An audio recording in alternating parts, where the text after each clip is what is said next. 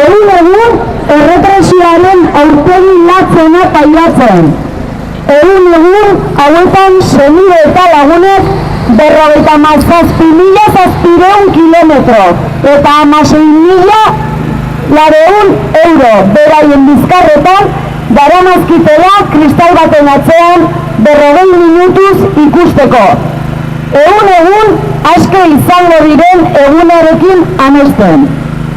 2006ko urriaren 15ean hasi zen muntai polizial, juridiko, politiko eta mediatiko hau.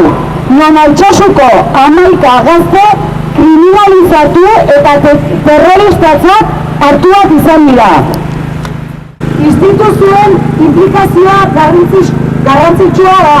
Horregatik, Nafar parlamentuaren aurrean gaudelarik, Nafar gobernuari eskatzen diogu Espainiar Kongresuan Jokin, Arur eta Oianek zentzugabeko espetxealdi eteteko eta hauen askatasuna exigitzeko.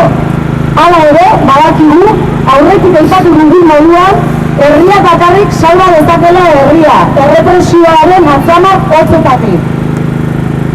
Bukatzeko berriz ere eskerrak eman elkartasuna eta zuen haserrea adieraztea gerturatu zareten guztioi.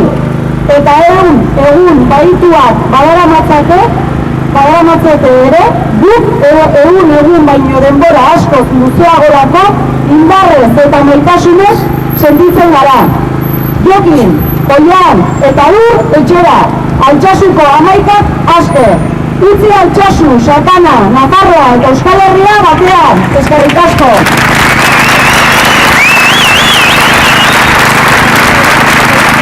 Arratsaldean guztiei eta mila esker.